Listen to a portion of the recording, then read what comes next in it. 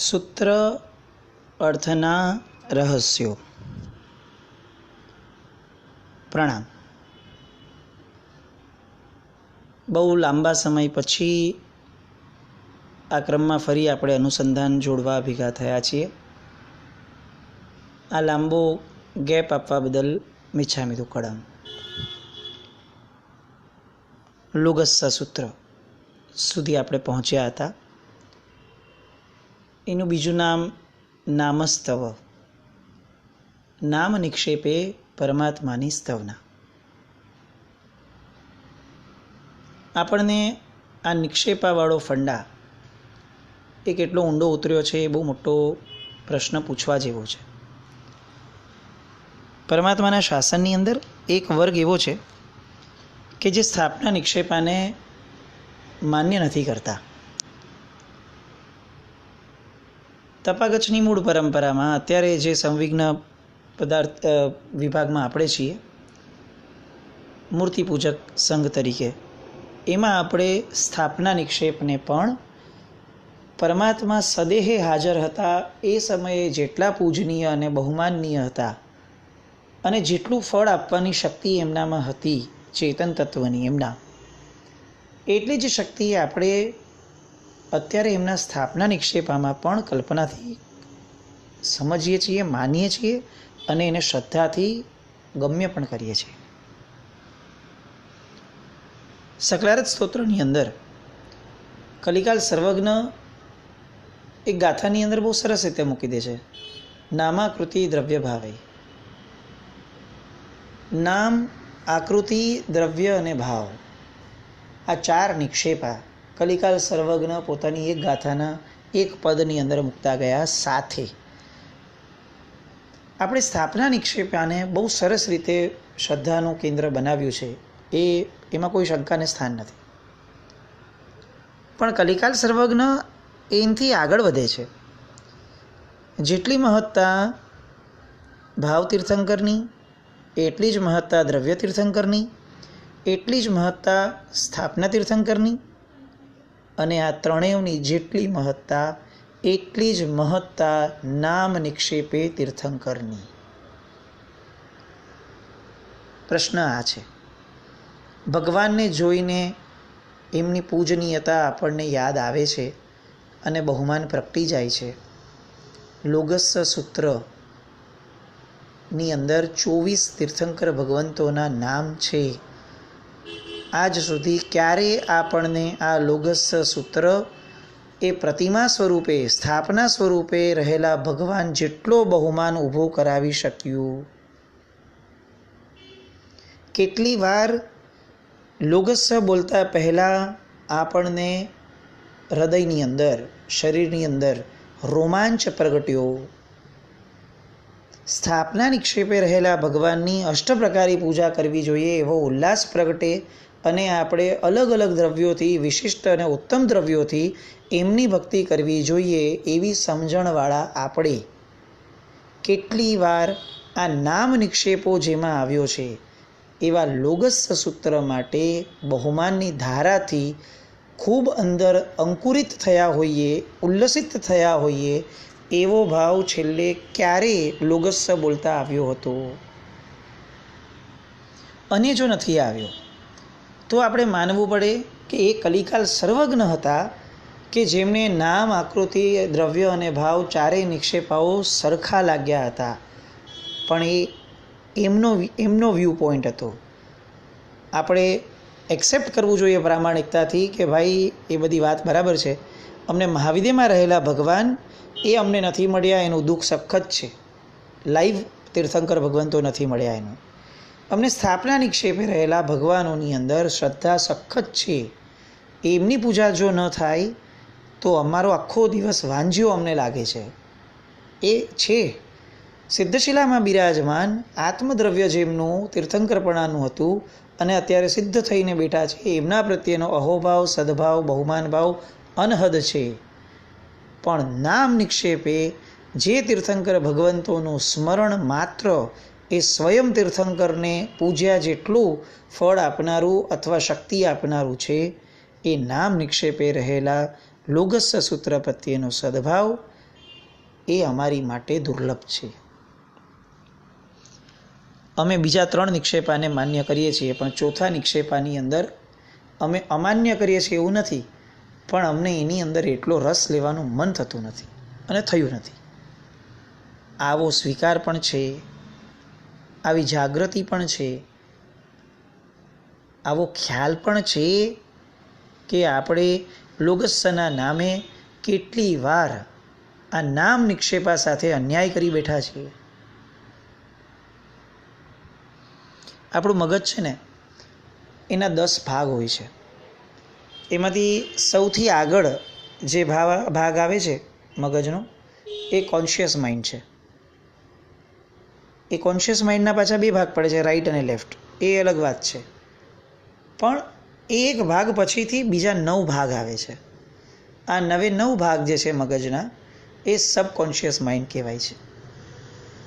Aware અને awake આગળનું એક જ ભાગ છે, અને બાકીના જે 9 ભાગ છે એ આ અવેર એવું જે એક ભાગ છે એના સંસ્કારોને, એમાં રેકોર્ડ થયેલી વસ્તુઓના પડઘા એની અંદર 9 ભાગની અંદર પડતા હોય. અને આ 9 ભાગ મન સ્વરૂપે આપણા આત્મા પર ધીરે ધીરે ઘૂંટાઈ અને સંસ્કાર પાડે છે, જે સંસ્કાર આવતા ભાવમાં આપણી સાથે આવે છે. આવતા ભાવમાં આપણી સાથે આપણું મગજ નહીં આવે, એટલે કે મગજનો પહેલો ભાગ નહીં આવે, કારણ કે મગજનો પહેલો ભાગ તો જે ભાવમાં આપણે જશું, જે ગતિમાં, એને અનુરૂપ આપણને ત્યારે નવો મળશે. પણ આ 9 ભાગ આપણી સાથે ત્યારે સાથે હશે સંસ્કાર સ્વરૂપે. આ એક ભાગ આ 9 ભાગનું નિર્માણ કરે છે. એટલે જો કોન્શિયસ માઇન્ડની અંદર કોઈ વસ્તુ રિપીટેડલી ઘૂંટાશે નહીં, તો આ 9 ભાગની અંદર સંસ્કાર રૂપે પહોંચશે જ નહીં. લોગસ દરેક ક્રિયા પહેલાં જરૂરી ઈર્યાવય, મૈત્રી ભાવ, પ્રાયશ્ચિતનો ભાવ, જીવો પ્રત્યેના અનહદ વાત્સલ્યનો ભાવ, એ ઈર્યાવય. પણ એ પૂરું થયા પછી પ્રભુના કીર્તનનો ભાવ લોગસ. આ જગતના તમામ જીવો મને મારા પ્રેમનું સ્થાન છે, એમાં કોઈ શંકાને સ્થાન જ નથી, એ છે જ.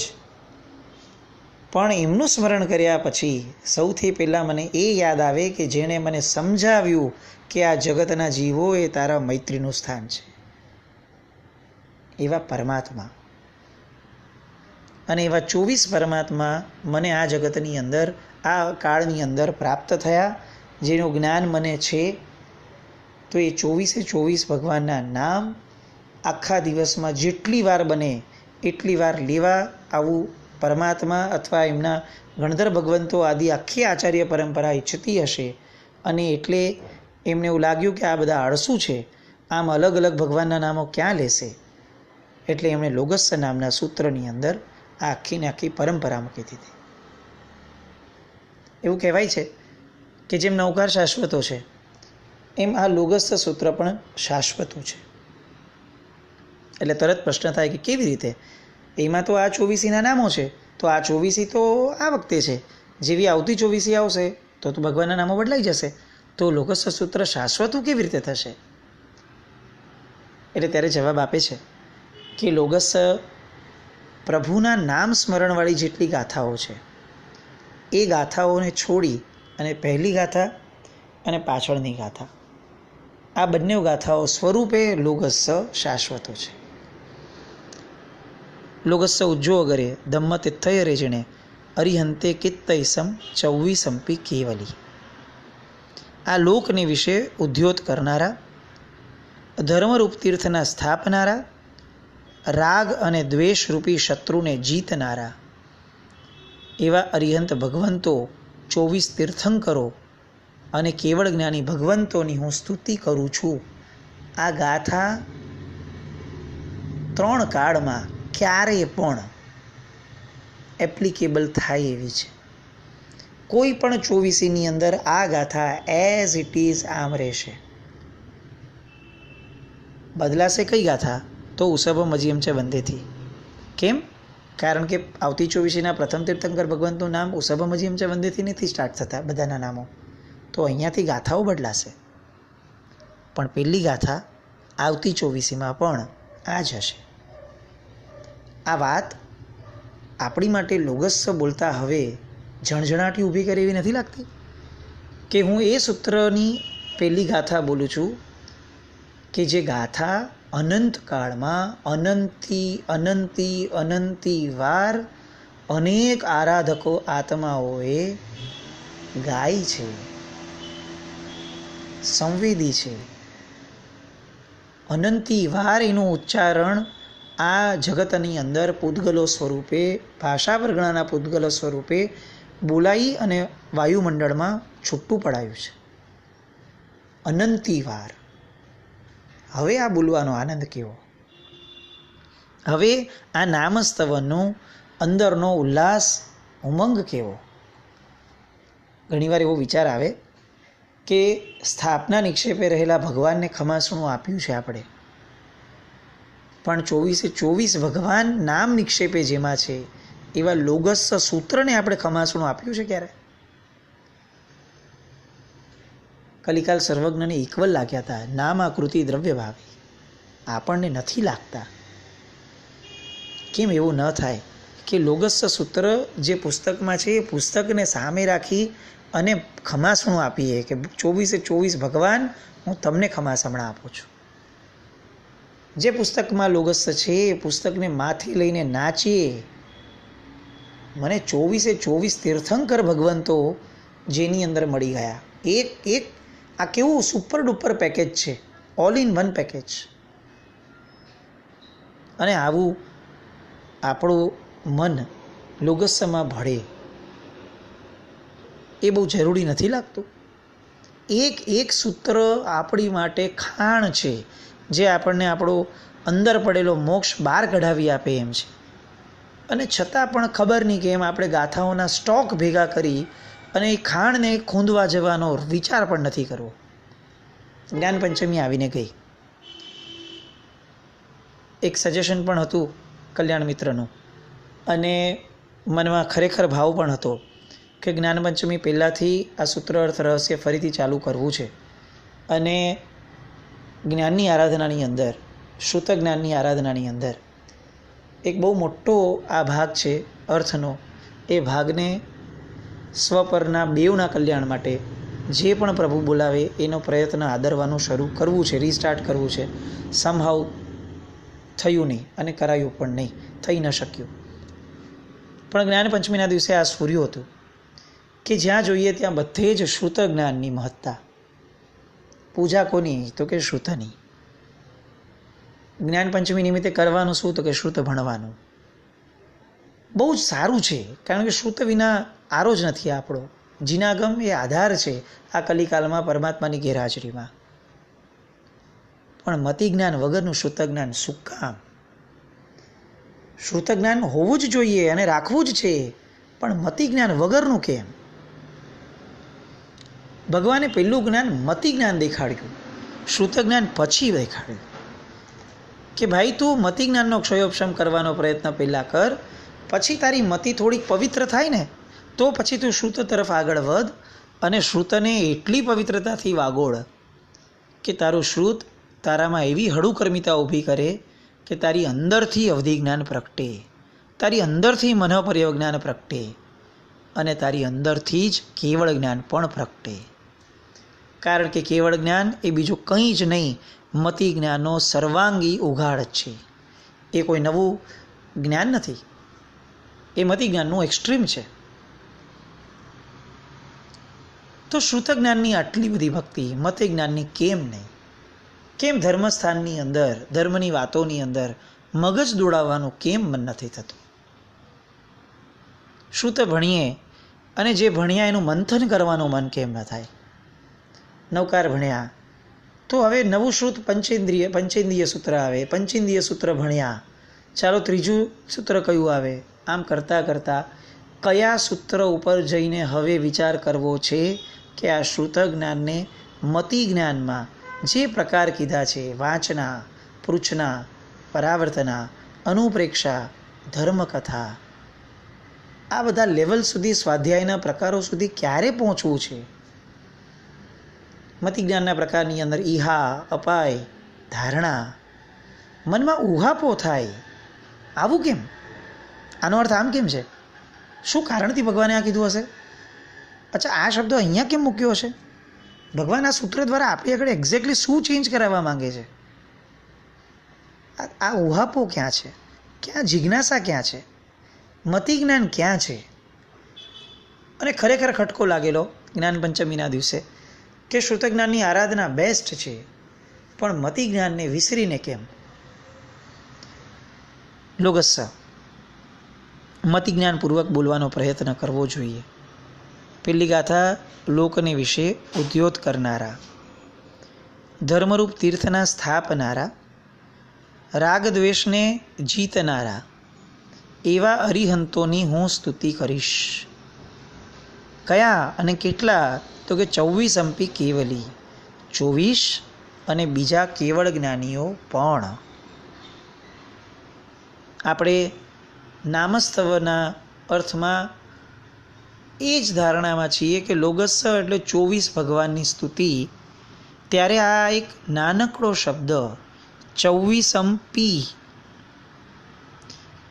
આ 24 અંપી જે શબ્દ છે એ 24 અને બીજા, આ સ્પ્લિટ આપે છે. 24 અને બીજા પણ. કોણ બીજા? કોણ? તો કે કેવલી, કેવળ જ્ઞાની. તો એનો અર્થ શું? કે આ ફક્ત 24 આત્માઓ તો પ્રતીક સ્વરૂપે નામ છે, પણ આ સૂત્ર દ્વારા હું આ 24 અંતર્ગત રહેલા અનેક કેવળ જ્ઞાની ભગવંતોની પણ સ્તવના કરું છું. આ અર્થ ક્યાં છે? આ ચિંતવના છે? ખ્યાલ છે કે લોગસ્સમાં 24 ભગવાન સિવાય પણ અનેક આત્માઓની સ્તુતિ છે કે જે લોકો કેવળ જ્ઞાન પામી ચૂક્યા છે. સિદ્ધ આત્માઓની વાત નથી, કારણ કે હજી એમનું આયુષ્ય પૂર્ણ નથી થયું અને સિદ્ધત્વ નથી પામ્યા. વળી એ લોકો અરિહંત પણ નથી, કારણ કે અરિહંત હોત તો 24 અંપી ન લગાડત, તે 24 ઉપર અટકી ગયા હોત. તો એ 24 આત્માઓ તો બરાબર છે તીર્થંકર, પણ જે તીર્થંકર નથી, સિદ્ધ થયા નથી અને છતાં પણ નિશ્ચિત સિદ્ધ થવાના છે, એવા કેવલી ભગવંતોની પણ હું સ્તવના કરીશ. કેવળ જ્ઞાની ભગવંતોની આરાધના છે, કારણ કે મારું મતિ જ્ઞાન એ તમારા કેવળ જ્ઞાનને પામવા તલસી રહ્યું છે, અને જેના ગુણ ગાઈશ એના જેવા ગુણ આવશે. કેવળ જ્ઞાનીના ગુણ ગાઈશ તો કેવળ જ્ઞાનનો રાગ પ્રગટશે અને કેવળ જ્ઞાન સુધી પહોંચવા માટે મતિ જ્ઞાનને દિશા મળશે. સંકુચિત શાસન નથી. જે સ્તોત્ર 24 તીર્થંકર પરમાત્માઓ માટેનું છે, એમાં પણ ફક્ત 24ની સંકુચિતતામાં ન રહ્યા. ગાવા બેઠા જ છીએ તો 24 શું કામ? આ 24 સિવાય અન્ય હજારો આત્માઓ હશે કે જે લોકો કેવળ જ્ઞાની તરીકે વિચરી રહ્યા હશે 3 કાળમાં. આજે મહાવિદેમાં આપણા ક્ષેત્રમાં હતા ત્યારે ત્યાં આવતા ક્ષેત્રોમાં આવતા આજે પણ 20 વિહરમાન પરમાત્મા એ તીર્થંકરો છે, પણ એમની નિશાની અંદર કરોડો આત્માઓ કેવળ જ્ઞાની તરીકે વિચરી રહ્યા છે. એ બધાની સ્તવના આ લોગસના 24 પી, આ પી શબ્દની અંદર આવી જાય. આ ઊંડાણમાં ન જઈએ અને જીવનભર લુગસ્સ બોલીએ, આશય શુદ્ધિ કેવી રીતે થશે? આ વૈચારિક સમૃદ્ધિ ક્યારે આવશે? જે કરવા બેઠા છે એનું ઊંડાણ પણ ક્યારે આવશે? મતિ જ્ઞાન એ રોકેટ સાયન્સ નથી કે જે અચાનક આવશે. મતિ જ્ઞાન એ એક પ્રેક્ટિસ છે જે આપણે પાળવી પડશે. સતત વિચારણા, ચિંતન, મનન, શુભ ભાવો તરફની દિશા, સ્વાધ્યાય, જિજ્ઞાસા વૃત્તિ, પ્રશ્નો ઊભા કરીએ, ગાથાના અર્થો વાંચીએ. આપણને આ ભાષા કદાચ નથી આવડતી, વાંધો નહીં, જ્યારે શીખશું ત્યારે ચોક્કસ પ્રયત્ન કરશું જ એની માટે, પણ નથી આવડતી ત્યાં સુધી અર્થને આપ્યા છે આપણને ગુરુ ભગવંતોએ. અર્થનું વાંચન કરીએ. કેટલી વાર આપણે આજ સુધી લોગસ વાંચ્યું હશે, લોગસના અર્થ વાંચ્યા હશે, પણ ક્યારે આવી રીતે આ ધારણામાં આવ્યું છે કે ફક્ત 24 નહીં, બીજા અનેક કેવળ જ્ઞાનીઓની પણ આમાં સ્તુતિ છે? પ્રશ્ન થયો છે? કરવા જેવા છે. આવા અનેક પ્રશ્નો ઉઠવા જોઈએ. એક એક સૂત્ર ઉપર અનેક પ્રશ્નો ઉઠે ત્યારે એવું માનવું પડે કે આપણને સૂત્ર પોતીકું લાગ્યું છે. ધંધામાં ઇન્વેસ્ટ કર્યું હોય પોતાના પૈસાથી તો પ્રશ્નો જાગે કે ભાઈ રિટર્ન મળશે ને, પણ ગામના પૈસે રોકાણ કર્યું હોય તો મળ્યું તો ઠીક, ન મળ્યું તો એ ઉઠશે, આપણા બાપાનું શું, આ વિચારસરણી આવી જાય. ક્યાંક આપણા ધર્મ, આપણા સૂત્રો એ આવી લોનવાળી વિચારસરણીવાળા તો નથી ને. એ વિચારણા કરીએ અને નામસ્તવને નામ નિક્ષેપા સ્વરૂપે સ્થાપના નિક્ષેપા જેટલું મહત્ત્વ આપતા શીખીએ એવી શુભ મંગલ કામના. જીનકના વિરુદ્ધ કંઈ પણ બોલાયું હોય તો મિચ્છા